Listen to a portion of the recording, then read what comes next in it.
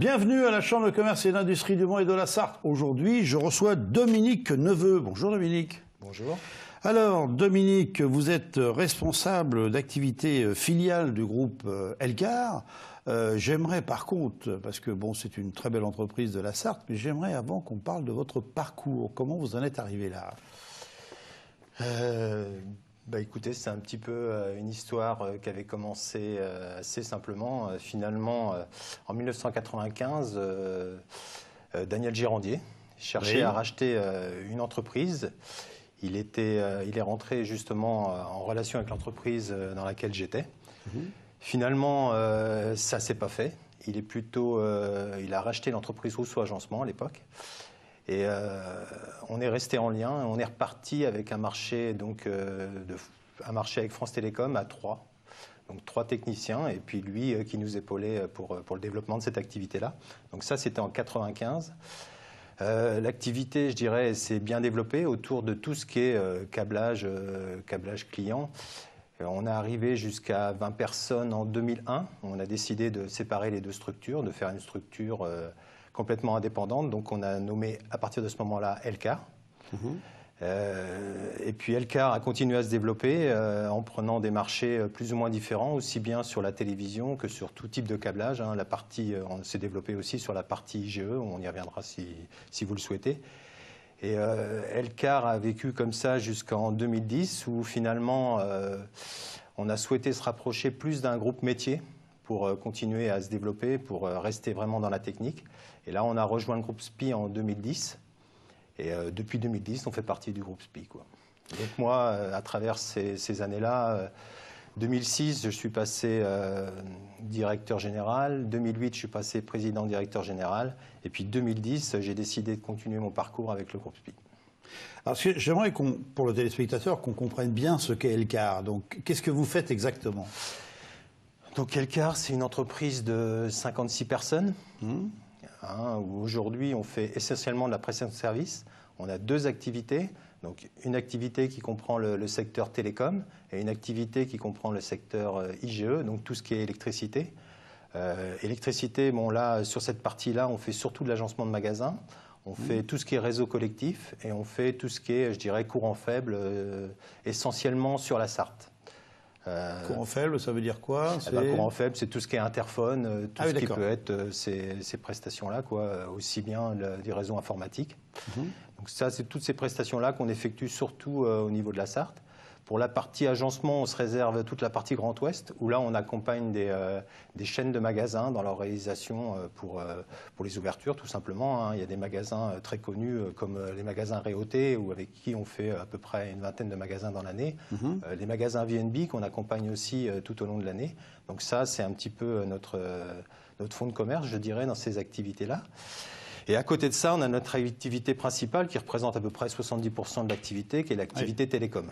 Donc sur l'activité télécom, aujourd'hui, on a deux activités, enfin ça se sépare en 2 modèles, la partie cuivre et la partie fibre optique. Donc sur la partie cuivre, on fait partie d'un groupement, où là on réalise des prestations pour Orange sur, je dirais, la Sarthe et la Mayenne, à travers un groupement. Et après, on a la partie fibre qui aujourd'hui nous a été apportée par le groupe SPI, qui fait partie de notre développement actuel, où là, on réalise la partie fibre optique. Donc, on a fait Laval-Ville, Laval-Ville et puis Laval-Agglomération. Et aujourd'hui, on est positionné sur le Mans pour Orange en raccordement client à travers le groupement. Donc ça, c'est notre activité aujourd'hui qui est un peu, qui nous lance un petit peu plus, je dirais, qui nous permet d'avoir beaucoup plus d'activité, Alors, pour vous donner une idée aujourd'hui sur le Mans, puisque c'est un petit peu là où on est situé, Bien sûr. On a à peu près aujourd'hui 196 immeubles qui sont câblés par le groupe SPI. Donc nous, derrière, on intervient pour faire la prestation qui nous concerne, c'est-à-dire le raccordement du client. Donc là, on a une planification aujourd'hui à peu près de 6 rendez-vous par jour sur le Mans, où des personnes viennent pour s'abonner à la fibre. Donc là, on a des techniciens qui interviennent pour amener la fibre, je dirais, de l'extérieur jusqu'à chez le client, avec tous les paramétrages que ça comprend, donc l'installation de la box, la Livebox, après le paramétrage des télés, le paramétrage des appareils qu'ils peuvent avoir. Et puis là, on leur offre un débit qui est quand même autour de 100 ou 200 mégas, suivant l'offre qu'ils ont souscrite, C'est vrai qu'aujourd'hui, on est dans un monde d'informatique extraordinaire et demain, je vais dire que les maisons vont être de plus en plus intelligentes, quoi. Tout à fait, ouais. Là aujourd'hui, je dirais que le débit qu'on apporte, avec ça, ça va aussi créer du besoin. Donc avec ça, on va avoir des nouvelles exigences, on va aller de plus en plus loin. Donc là, aujourd'hui, tout était l'intérêt du regroupement avec le groupe SPI qui avait cette démarche-là d'installer déjà je dirais, les réseaux dans les grandes villes. Donc là, pour moi, c'était tout un intérêt d'aller dans ce sens-là, quoi, et ça se développe. Alors tout à l'heure, vous parliez de cuivre. Qu'est-ce que ça veut dire pour le téléspectateur, cuivre? Le cuivre, aujourd'hui, dans notre un petit peu jargon qu'on a dans notre métier, c'est un petit peu, je dirais, le fait que quand vous avez le téléphone chez vous, basique, aujourd'hui, la DSL, ça arrive par le cuivre. Donc nous, on parle simplement de deux réseaux, le réseau cuivre qui est existant partout en France, et le réseau fibre qui est en train de se développer dans les grandes villes aujourd'hui, notamment aujourd'hui Le Mans, quoi. Donc, pour vous donner un ordre d'idée, quelques renseignements que j'ai pris auprès du groupe, puisque c'est eux qui font l'installation aujourd'hui de la fibre sur Le Mans. Il y a 4200 prises qui sont éligibles en immeuble, donc 4200 clients qui pourraient demander la fibre, et je crois que c'est autour des 400 en pavillon, quoi. Donc, ce qui fait quand même une belle progression aujourd'hui. D'après les chiffres, on devrait arriver à plus de 7000 à la fin de l'année, donc quelque chose quand même de tout à fait à la hauteur des exigences de chacun, quoi. Donc aujourd'hui, vous disiez que vous étiez une cinquantaine de salariés, non, c'est ça? Oui, donc on est 56 personnes. Donc on est situé à Saint-Pavas, à côté du Troc de Lille. Donc les équipes de Télécom Service de SPI sont avec nous dans les locaux aujourd'hui pour développer et installer toute la fibre sur Le Mans, quoi. Et puis, à travers de ça, ça nous permet d'être en lien tout de suite avec savoir quelle zone va être accordée, quelle démarche commerciale est engagée par Orange, et après, un peu savoir comment nous, on va fonctionner pour accorder les clients. Il faut savoir qu'aujourd'hui, dans notre mode de fonctionnement, on a des systèmes d'information qui sont en direct avec le client. C'est-à-dire que le client reçoit ces demandes de clients, d'installation, et nous, elles sont parachutées à travers notre système d'information, qui, nous, on renvoie ça à travers les PDA de nos techniciens qui, eux, font les interventions. Et puis, dans le quart d'heure, on sait que l'intervention est terminée et retourne à notre client pour finalement finaliser le dossier, quoi. Alors aujourd'hui, si je résume, on a le cuivre, on a effectivement la fibre optique. Oui. Est-ce que demain, on a un produit encore qui est en préparation par rapport à tout ça? Alors, il y a des domaines où moi je ne suis pas présent, bien sûr. Tout ce qui est la 4G. Je vous fais confiance, vous saurez être présent rapidement. Tout à fait. Mais aujourd'hui, il faut savoir que la fibre, c'est pas encore totalement développé. Les villes aujourd'hui, il y a des villes qui sont bien en avance. Il y a des villes qui sont un petit peu en recul par rapport à la fibre et qui vont y arriver. Donc aujourd'hui, il y a encore un domaine où il y a énormément d'activités qui se profilent à l'horizon au moins pour la fibre. Aujourd'hui, c'est ce que je vous disais, avec le débit qu'il y a, il va y avoir aussi des choses qui vont se créer en amont, quoi. Voilà, c'est inimaginable ce qu'on peut faire avec la fibre aujourd'hui en termes de moyens de communication, en termes de débit. Donc voilà, il y a plein de choses qui vont suivre. Alors comment vous formez vos techniciens? Ils sont formés sur le tas ou c'est les gens qui sont très, très pointus par rapport à leurs études? Alors, je dirais qu'il y a un peu deux écoles. Il y a l'ancienne école où finalement le cuivre, c'était quelque chose où on pouvait avoir des techniciens qui accompagnaient un autre et puis ça se formait, etc. Pour la fibre, c'est déjà beaucoup plus complexe. Donc on est passé par des organismes de formation. Il y avait un organisme de formation qui était très en avance, qui se situe dans la Manche, qui était Novea, qui nous a permis d'anticiper. Les techniciens sont passés il y a à peu près 1 an au centre de formation. Et là, ils avaient toutes les connaissances, parce que la fibre, aujourd'hui, ça va d'un bout à l'autre. C'est ni plus ni moins des soudures qui sont faites. Donc là, à ce niveau-là, il y avait une formation qui était quand même assez pointue pour les techniciens, quoi. Donc là, on a bien anticipé. Je dirais qu'aujourd'hui, ça se présente comme ça. C'est très difficile aujourd'hui sur la fibre optique. On va leur apporter un complément, mais il faut qu'ils passent déjà par une formation. Aujourd'hui, il y a beaucoup de choses qui se mettent en place dans les centres de formation pour la partie fibre optique. Donc ça va être de plus en plus facile d'avoir des techniciens qui ont déjà, je dirais, la compétence, la technique, et après, on leur apprendra tout ce qui est terrain, quoi. Qu'on le veuille ou non, c'est quand même l'avenir, si vous voulez. J'ai l'impression qu'au niveau de l'Internet, au niveau de tout ce qui est même la téléphonie, on est presque qu'au début, quoi. Ça va encore aller beaucoup plus vite, non? Oui, tout à fait. Je pense que là, aujourd'hui, on est sur... c'est inimaginable, quoi. Je veux dire... De toute Tout ce qui est faisable. Bon, après, je pense que même la télé, aujourd'hui, quand on a des télés récentes, on peut passer par la fibre, on a une image. Je veux dire, il y a quand même le côté débit, mais il y a le côté fiabilisation. La fibre, c'est quand même beaucoup plus fiable. Je veux dire, c'est quelque chose, vous ne pouvez pas avoir une perte de débit. C'est forcément d'un bout à l'autre et vous avez quelque chose de constant. Donc on aura quand même quelque chose, un réseau fiabilisé, on aura beaucoup moins de dépannage, on aura des clients plus satisfaits. La fibre, c'est l'avenir. Oui, tout à fait. Mais on ne sait pas si effectivement il y a d'autres produits en préparation. Ça, il ne faut pas le dire. Oui, il faut pas le dire. Non. Aujourd'hui, si vous voulez, le métier d'Elcar, c'est vraiment le métier de raccordement client. Oui, voilà, bien Nous, sûr, aujourd'hui, on est très fort en termes de pilotage, en termes d'organisation, en termes de formation à travers ça, quoi.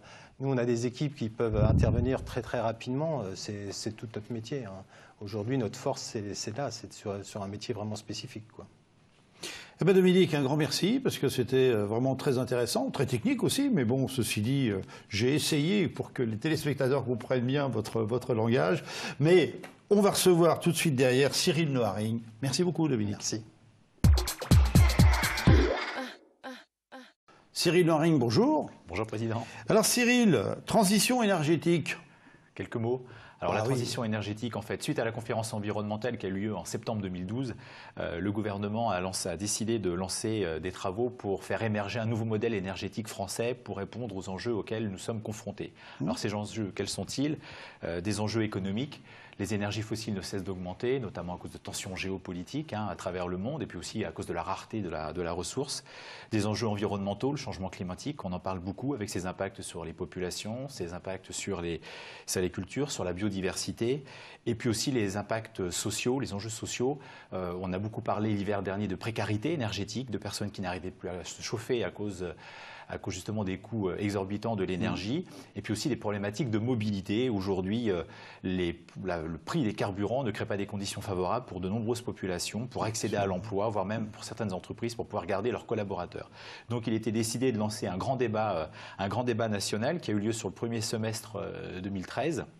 Et une loi de programmation devrait sortir sur le dernier trimestre de l'année 2013, donnant finalement donc une feuille de route. Donc il reprendra quatre grands thèmes. Celui de l'efficacité énergétique, c'est de voir comment on peut accompagner pour avoir des bâtiments qui sont plus économes, à la fois sur les unités de chauffage, sur l'éclairage, l'isolation, tout ce que l'on connaît déjà.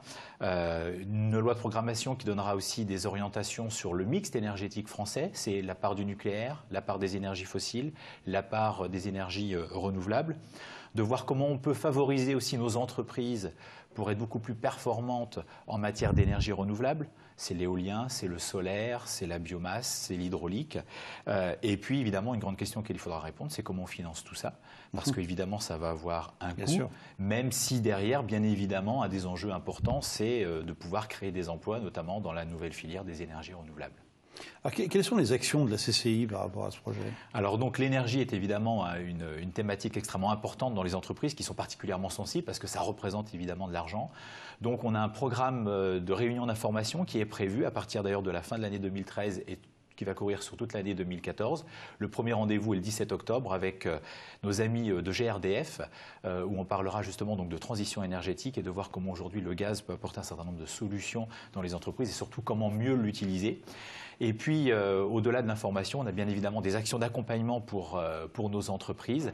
Alors, un dispositif qui s'appelle PAC Énergie, où là, on va aider des entreprises à réaliser des diagnostics qui vont leur permettre derrière poser les bases d'un programme d'action qui permettra de réduire les consommations et de réduire les coûts. Un dispositif aussi qui s'appelle Comobile, où là on est plus sur la problématique de la mobilité, où on permet justement aux entreprises de pouvoir travailler sur ces enjeux de trajet pour leurs salariés domicile-travail ou les missions professionnelles.